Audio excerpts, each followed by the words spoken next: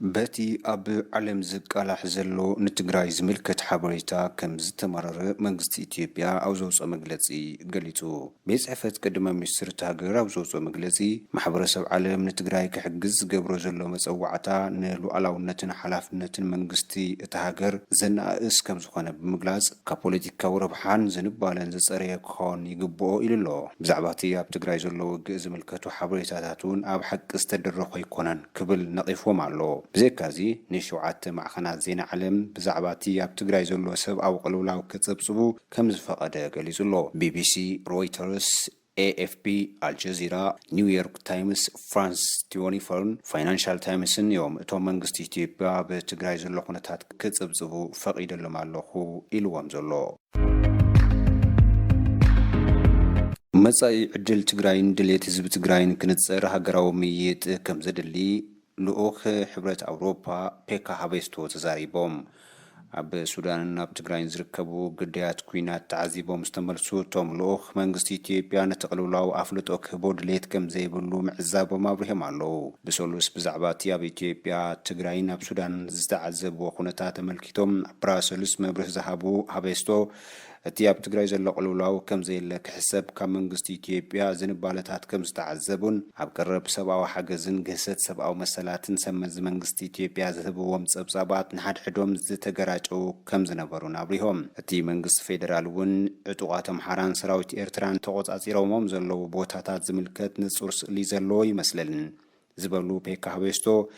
ዝኸውን ዘሎ ጉዳይ ካብ ቁጽጽር ወጻኢ ከይኸውን ከም ዘስግኦም ብምግላጽ ዘርብሹ ሳዕቤናት ከም ዝተዓዘብሉ ኣረድዮም ጉዳይ ሰራዊት ኤርትራ ኣዝዩ ዘሰክፍ እዩ ብምባል ውን እቶም ባሕልታት ትግራይ ሰራሕተኛታት ረድኤትን ኣብ ትግራይ ከም ዘለው ዝንገረሎም መንግስታት ኣስመራን ኣዲስ አበባን የለውን ዝብልዎም ሰራዊት ኤርትራ ከም ዘሻቀልዎም ኣብሪሆም ኣለዉ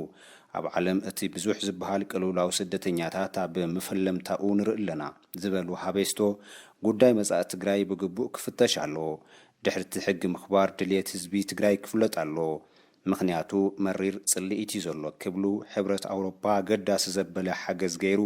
ሃገራዊ ምይይጥ ክካየድ ክገብር ጸዊዖም መንግስቲ ኢትዮጵያ ሕጊ ምኽባር ኢሉ ዝጽውዖ ተዛዚሙ ካብ ዝብሎ 3 ኣዋርሕ ዝሓለፈ ውግእ ኣብ ትግራይ ኣብ ዝተፈላለዩ ከባቢታት ሕጂ እውን ዝቕጽል ዘሎ ኮይኑ ራብዓይ ወርሑ ክመልእ ሰሞን ተሪፍዎ ይርከብ ብሰንኪ ኣብ ቤንሻንጉል ጉሙዝ ዝተወልዐ ኩናት በኣሽሓ ዝቑጸሩ ሰባት ናብ ሱዳን ከም ዝተሰደቱ ትካል ስደተኛታት ሕብረት ሃገራት ገሊጹ ንዝሓለፉ 3 ዓመታት ወጥሪ ዘይተፈለየላ ካብ ዞባታት ክልል ቤንሻንጉል ጉሙዝ ሓንቲ ዝኾነት ምስ ክልል ኣምሓራ ተሰሓሕብ ዞባ መተከል ሕጂ እውን ወጥሪ ከም ዘይተፈለየ እዩ ዝግለጽ ዘሎ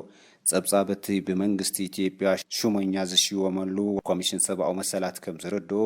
ኣብ ዝሓለፉ 5 ኣዋርሕ 500 ሰባት ከም ዝተቐትሉን ኣብ ሓደ መዓልቲ ጥራሕ 200 ሰባት ከም ዝተቐትሉን እዩ ዝገልጽ ወሃበ ቃል ትካል ስደተኛታት ሕብረት ሃገራት ባባር ባሎች ወገኑ በቲ ኣብቲ ከባቢ ዝገድድ ዘሎ ወጥሪ ካብ ዝሓለፈ ሓደ ወርሕ ነነጀው ብዓሽሓት ሰባት ከም ዝተሰደቱ ብምግላጽ زاگید 7000 ሰባት ከም ዝተቀበለ ገሊጹ መንግስቲ ኢትዮጵያ ነቲ ኣብቲ ከባቢ ዝነበረ ቅርሕንቲ ክቆጻጸሮ ብዝብል ኣዋጅ ጽዋን ኣብ መፋረቕ ጥሪ ዝኣወጀ ኮይኑ እቶም ናብ ሱዳን ዝተሰደቱ ስደተኛታት ግን ካብ ጸላእቲ ሃዲሞም ናብ ሱዳን ከም ዝኣተው ከም ዝዛረቡ እዩ ሓቢሩ ዘሎ ሱዳን ካብቲ ተቆጻጺራቶ ዘላ መሬት ከም ዘይትወጽእ ኣፍሊጣ ኢትዮጵያ በተደጋጋሚ ኣብ ዘውጽአቶ መግለጽታት ሱዳን ብሳልሳይ ኣካል ተደፊያ